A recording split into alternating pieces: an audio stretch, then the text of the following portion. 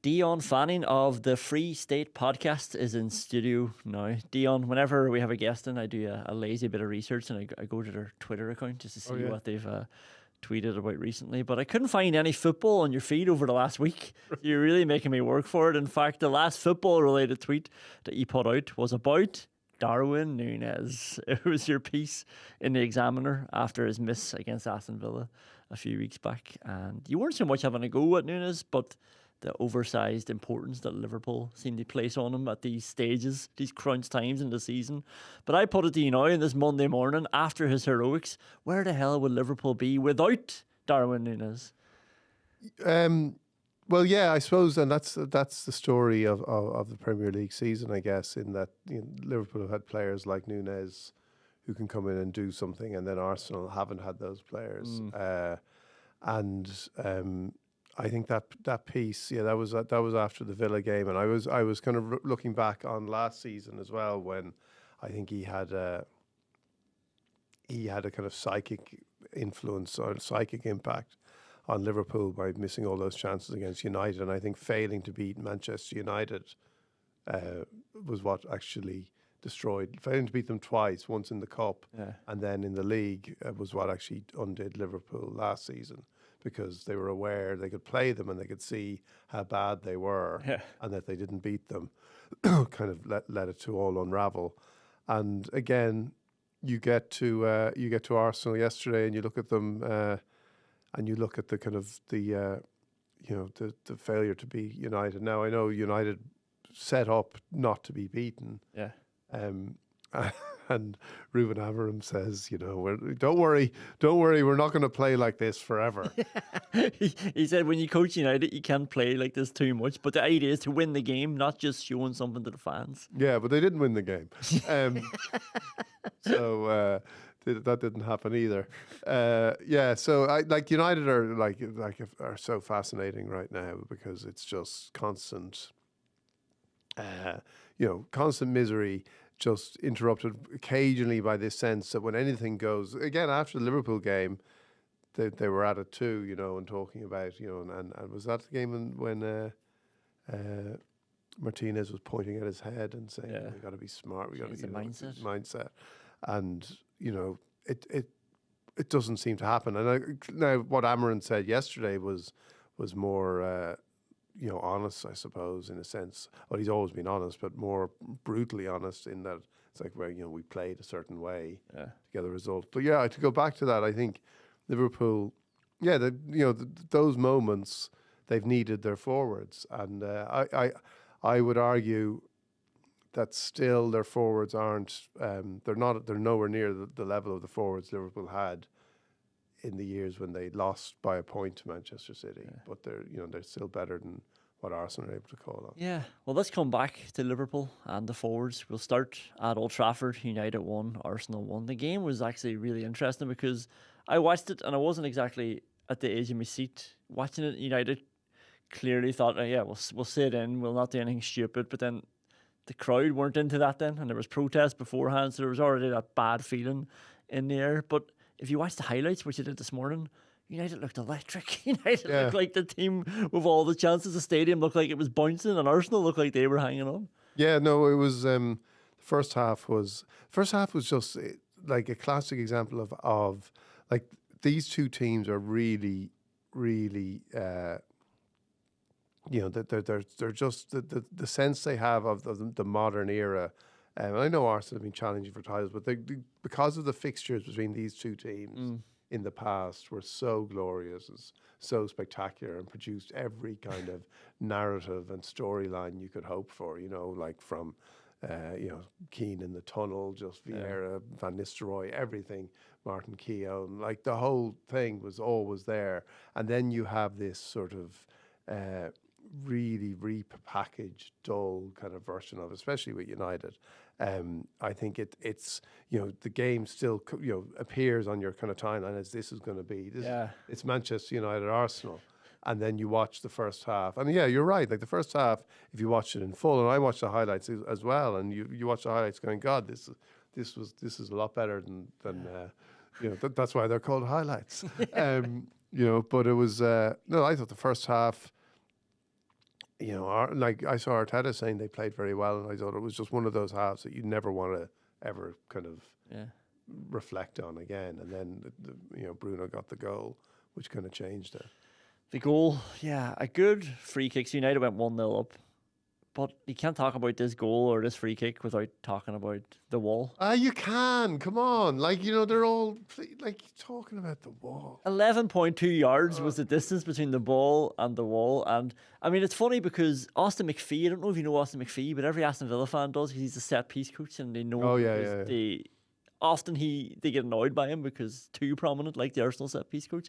But he did apparently he lobbied to the Premier League that the walls weren't being put back 10 yards.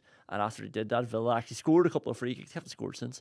But it was actually a good, not innovation, but it was good sort of people coming in and saying, let's apply the rules here properly and we'll see nice shots, which I think you're probably getting. Like, you just like to see the ball being whipped into the net. I mean, that's how you see football. But I see football as rules. I see 10 yards and Anthony Taylor marches them back 11.2.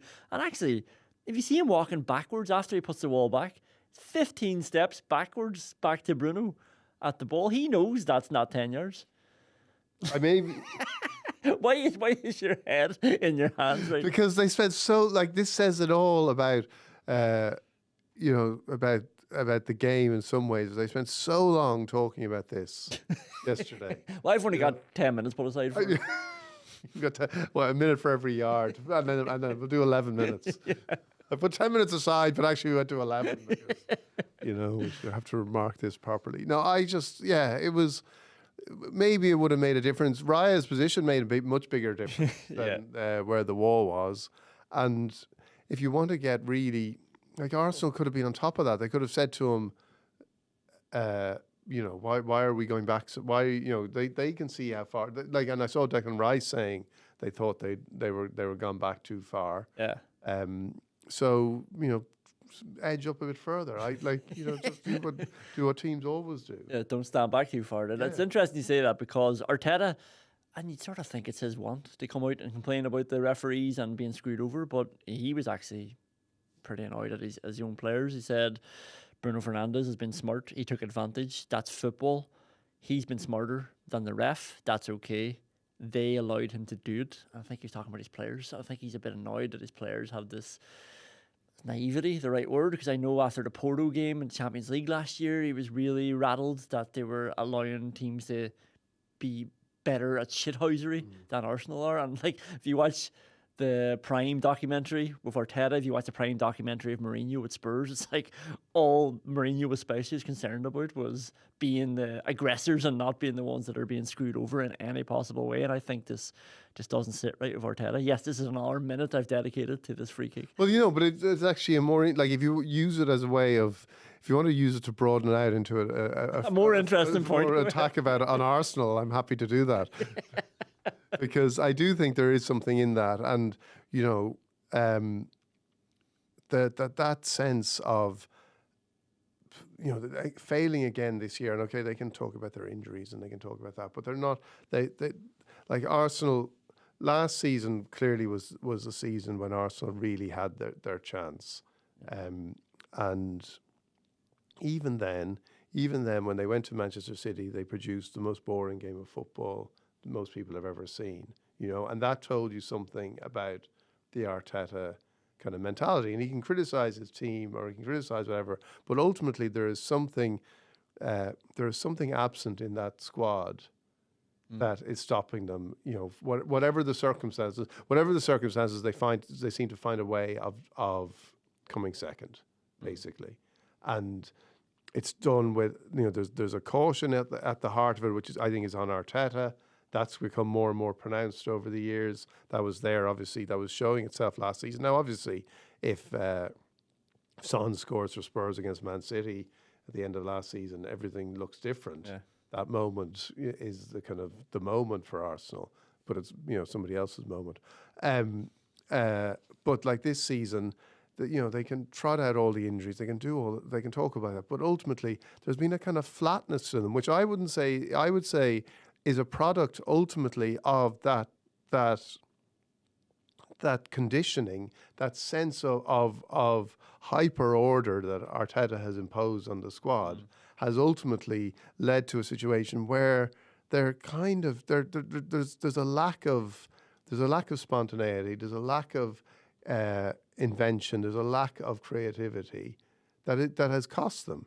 And the game that has cost them, this United was one of them, but the game that has really cost them.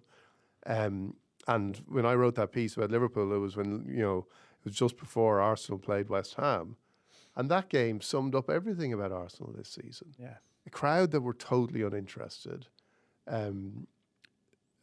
team that was playing so flatly, just without everything missing. And again, and we saw how Arteta reacted to being asked about the striker after the game. But just that sense of a team that really doesn't have the parts that it needs to do what it needs to do. And it's not just about the injuries, because every team has injuries and finds a way to, whatever the essence of the team is, kind of stays there. And the essence of the Arsenal team has kind of remained, that rigid, formulaic, wedded to a certain pattern. That's the thing that Arteta has become more and more pronounced. And that's the stuff that ultimately, in a season when they will look at it and go, this is a season when, you really had a chance to win the Premier League, and they haven't done it. And that's a huge failing on Arteta's part for that approach, and also then for failing in January. I'm amazed that they didn't go for Watkins and just get him and just have him have that striker in. Villa would have sold him, I'm afraid to say. I think, they would have kept Duran if. Well, they might have sold both of them and just said, right, we'll see how it's good money for two strikers who both have, one's 29. What age is Watkins? 29. Yeah. And the other is 21, but is also a bit of. Oh yeah, they would have sold him in the next 2 years anyway. But so that's why I think the Watkins thing seemed like a safer bet, and also Watkins brings more to general play. I don't know though, because Villa are still live in the Champions League and in the FA Cup. Yeah, maybe. Yeah. Somehow they're still live in this top 6 race. It's actually annoying me as a Villa fan, because you're like, just put me out of the misery. It seems like they're dead in the water, and then they win a game and they're 7th. It's like, how has that happened? But I want to come back to Arteta in a second. The second goal in this game, the equaliser, Declan Rice. It's actually a lovely finish. What did you make of the celebration? I mean, if I was an Arsenal fan looking at that, I don't know if I'd be having that. I mean, he spent too long celebrating for one. Is it an over celebration? It might be shushing the crowd. I mean, he's just equalising against the 15th best team in the Premier League. There's something, he doesn't. There's a part of his brain that is only ever acting in the immediate moment now, and he's saying he's doing whatever is he thinks is the right thing to be doing at that. This is how people respond when they score a goal in this situation. And I will follow that pattern rather than, you could equally say to him, if everything, like even the way he celebrated his tackle on Højlund was there was something kind of self-conscious, contrived about it. There really is. And when he so I think that there was 20 minutes to go. It wasn't as if he scored a goal with 4 minutes to go. Yeah. And he ran and was wasting a lot of time. There was still enough time, and Arsenal did have a couple of chances after that. So I don't think it was a huge moment. And again, it's a bit like the wall. I don't think. I don't think. I'm sorry about this, but I don't think Declan Rice's celebration is the reason Arsenal didn't win the game. Okay, because I think the wall and Declan Rice's celebration is the reason Arsenal didn't win the game. Which do you think was worse? No, but I just think, in all seriousness, I think go get the ball. And he can still do the shush, because obviously he's a bit annoyed. Well, once he can still do the shush, that's fine. I think he would shake your hand on that deal. If I can still do the shush, but he get the ball back quicker, because he's obviously annoyed. He had that chance from the corner. It's a half chance. I mean, he struck the ball too well. Then I think he's hit it 50 yards over the bar, and he's annoyed because the fans give him the ironic cheer. So he wanted to give a bit back, and I'm all for that. But come on, just what a message that would be. Shush at Old Trafford. But we're not done. We are not done with you. You get this ball back. Go start to play again. I'm going to take it back off you immediately. I'm going to try and score. But how often, but bringing the ball back is just for show anyway.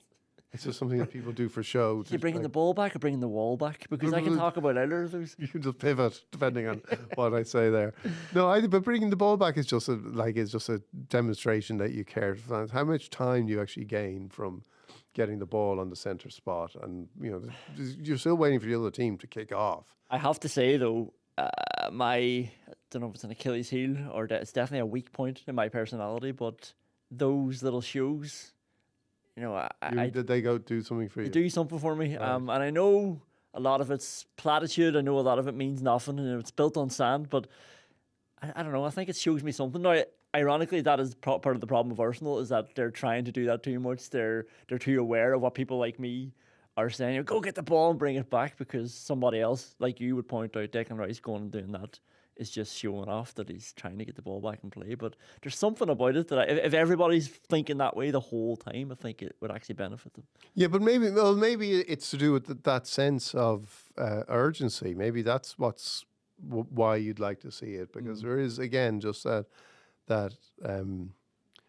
feeling with Arsenal that when it comes to it, there is something that they're going to just. Now maybe they'll do it in the Champions League this year. That would, maybe they will actually do something there. Because that is the thing, they need to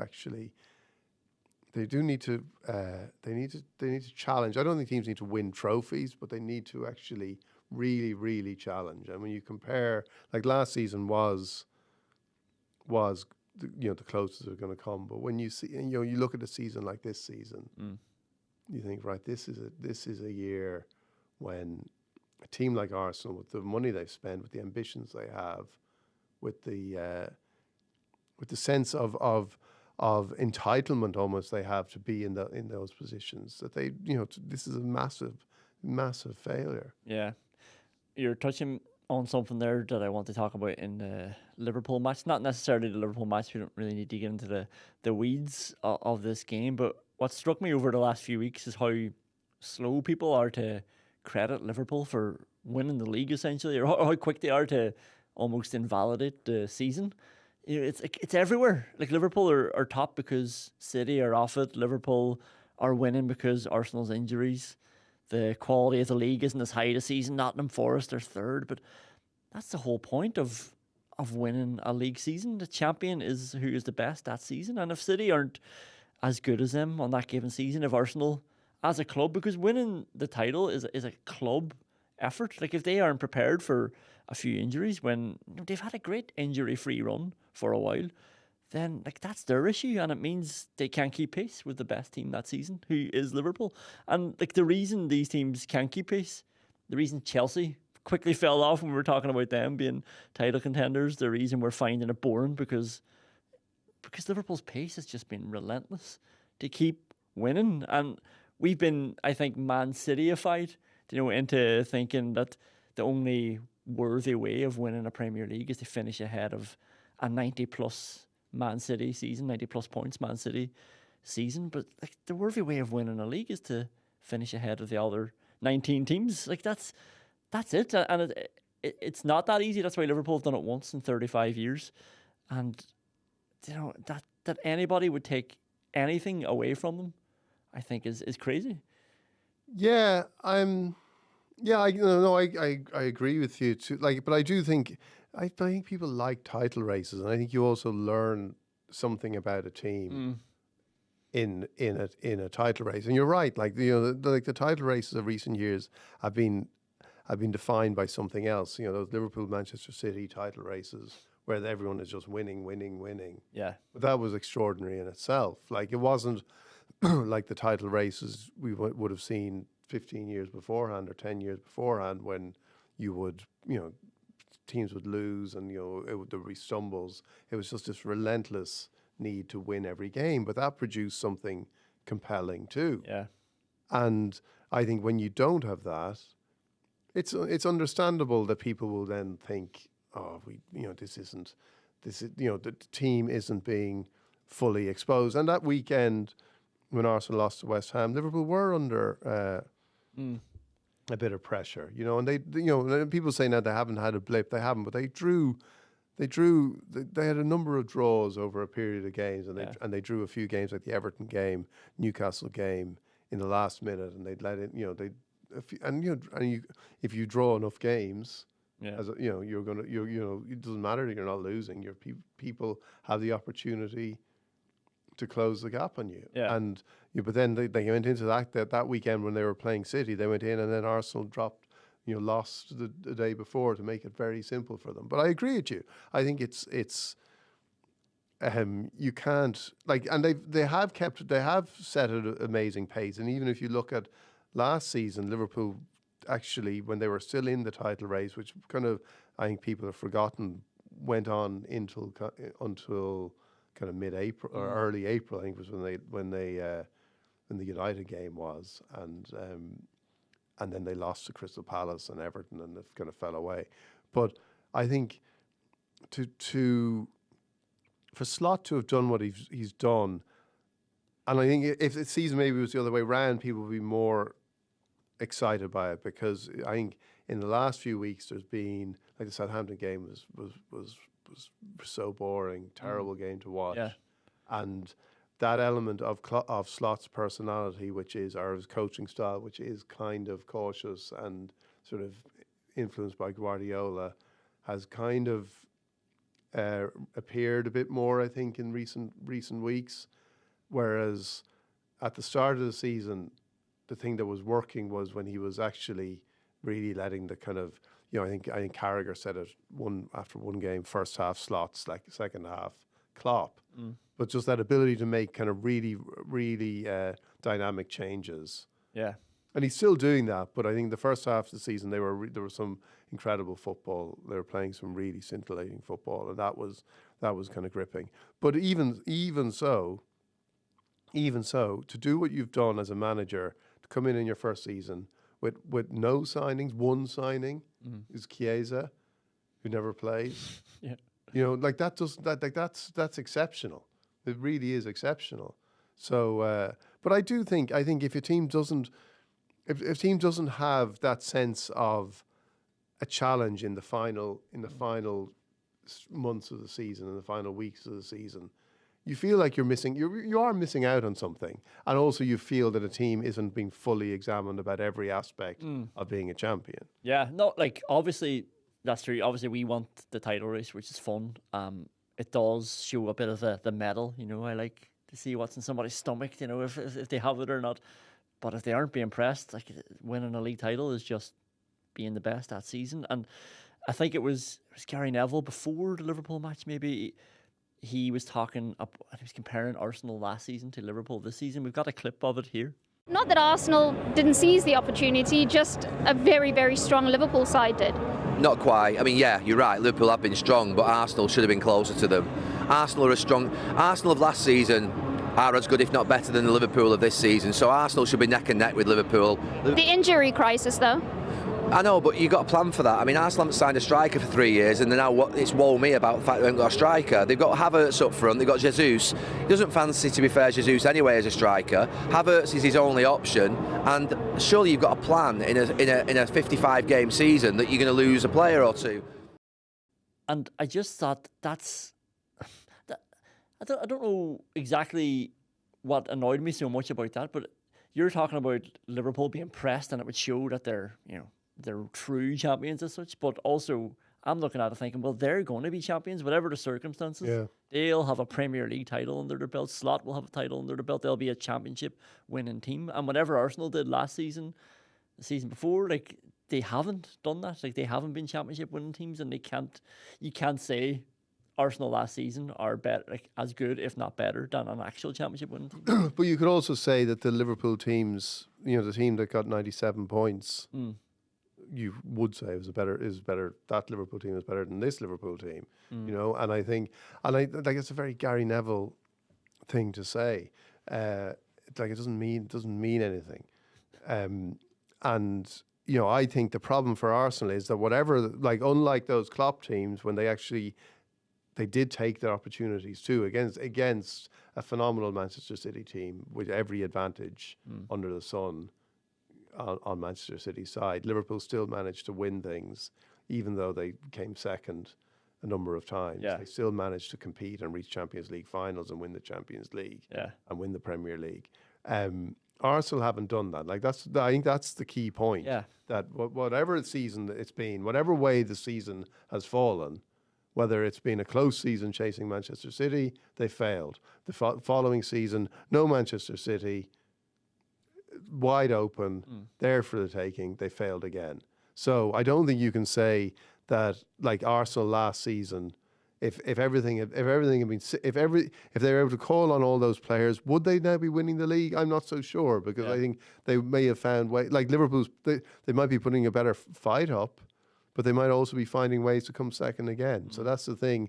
I'd agree with you about. I think there's, this is this season, and the manner in which Arsenal tend to fail is the key thing from their point of view. Not that last season they got however many points they got. They had all these players available. They were scoring goals. They still, as I said, they still had that Arteta handbrake that was kind of holding them back at times. Yeah.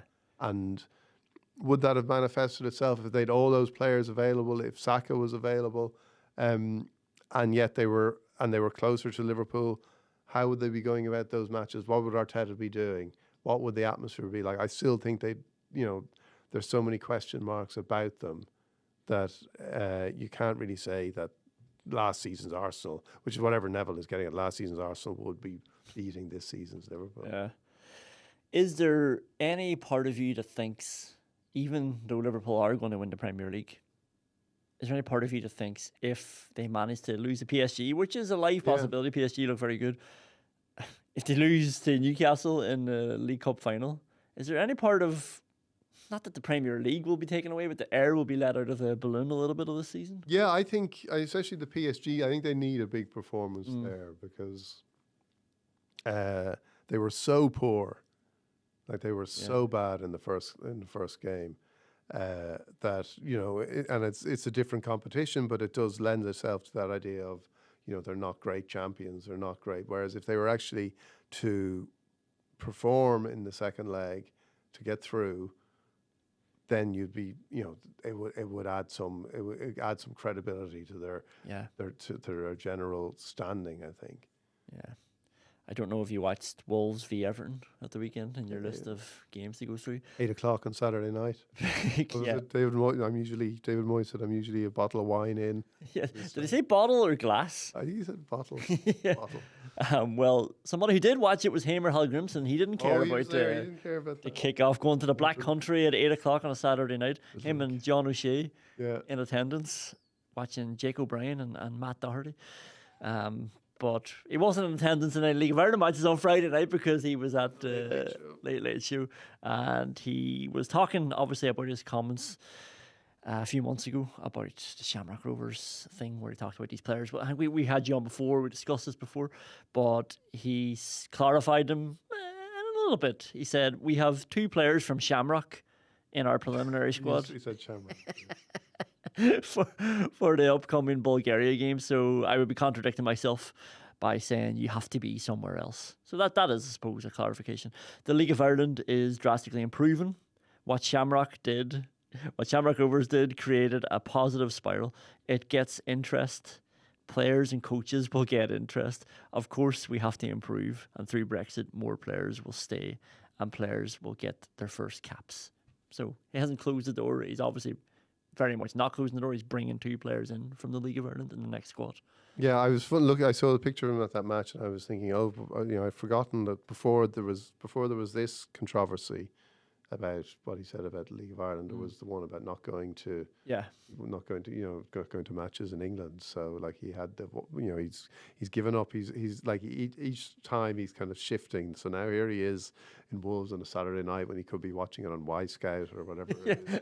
And I actually watched. I saw him there, and I was like, he's gone the whole way to Wolves just to watch Jake O'Brien. Yeah. And I was judging him for that, for surely his time could have been spent better. On Y Scout, he could have watched a whole lot of games.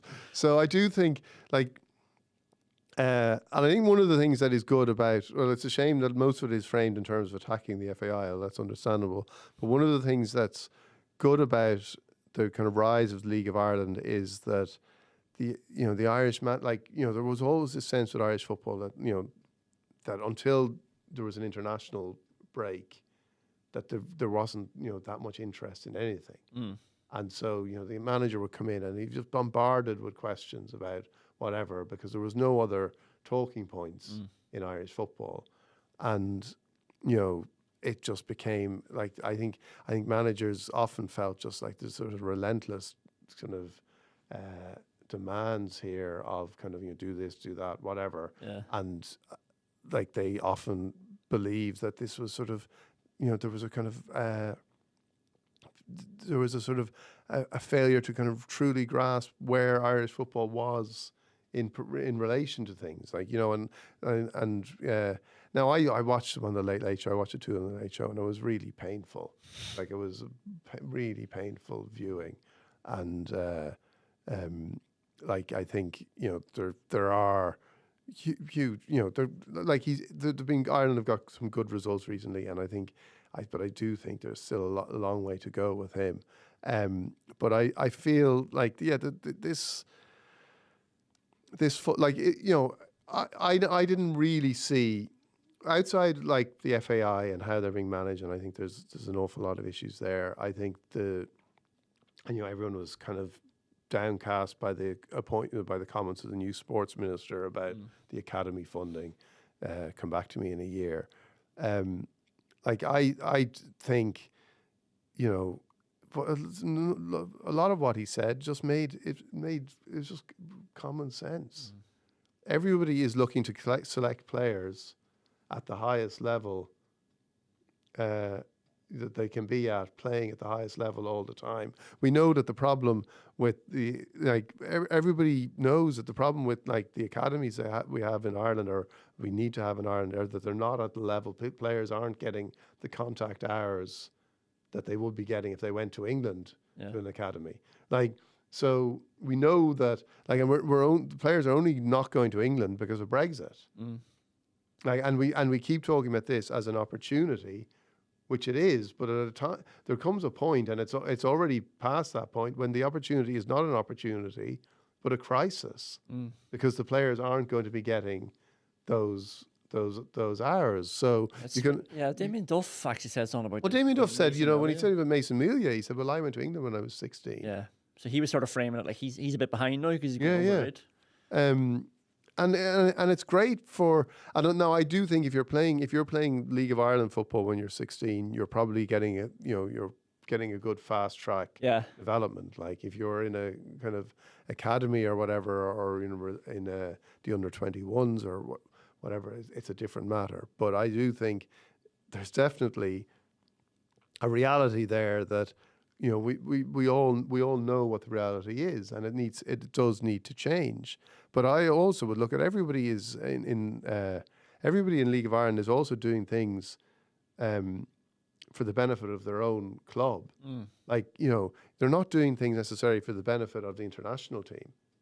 Is every League of Ireland manager just picking players who he thinks one day can play for Ireland, or is he going to sign a player who may be the experienced, the kind of old dog for the hard road, who's not going to play for Ireland, but actually might do a job for his club, and they're going to give them a good salary for a year contract or a 6-month contract, But you could say, well, why are you doing that? Yeah. Why don't you put that money into the academy and help grow the Irish international team? Because everybody does what's best for their own situation, and that's just a normal thing that happens, and everyone is doing it. And it would be great if and it would be, in an ideal world, all of it would rise together. But I think there's a long way to go, and there's a long way to go. Even if we got the money that Irish football wants to get from the government, there'd be a long way to go. And I wonder about giving, the amount of academies every League of Ireland club doing,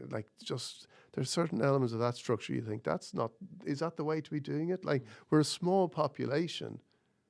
We don't need, do we need 2 academies, or do we need 12 or 20 or 10 academies? What do you think? I think we need fewer academies. I think you bring players in. I think you would change the model, and you would bring players in through a centralised academy, and then see what League of Ireland clubs you can place them in. and make sure they get the very best of the best, rather than saying, let's have every League of Ireland club have an academy, and see what happens there. Because that seems to me you'd end up spreading it very thinly that way. And you're obviously grassroots. You're right down there now. Oh well, well, at club level. Well, yeah, maybe I've become a DDSL man. You know, that's what. You'll be introduced someday as DDSL coach. DDSL chairman. I was on the Stephen Nolan show one time, up north. And I was buzzing. I was like, "Oh, this is a massive TV show up north," and it came in as Skerry's Harps coach. I thought I was coming on here as a journalist. So I'm on as a Duck United chairman. No, I'm not. I was stressed. I'm not on as Duck United chairman. These are not the views of Duck United. But no, I think it's look. Everybody wants it to improve, and everybody wants the boost and the good, that sense of that feel good factor that's there now to continue and actually grow a lot further. And there's no question that facilities at grounds are needed, and that's something you need government, and that has to be spread across the country and across all the League of Ireland clubs, so you actually have that. But it's just a question of how you do the other things. And when and it's great. And I actually, there's part of me that thinks I would love to see all. I think it'd be great for the Irish national team if the players were all coming from the League of Ireland in a way, because you would actually, like, that is the ideal scenario ultimately. Oh yeah, but Heimir's thinking next 3 years. Heimir's thinking he's got to win some matches, and they until they can play at a certain level, as he sees it, they need to go somewhere else. But I think it would be there would be a much greater cohesive structure in Irish football if Irish internationals were playing in the League of Ireland, and then you would see those players, then you would see them play for the Irish team, because the Irish team, let's face it, like, people aren't that excited by it at the moment, and it's not something that is it is particularly gripping, or people get excited by seeing the players of the team. So that needs to change one way or another. Dion Fanning, Duck United chairman, thank you very much for coming in today. I'm not Duck United chairman.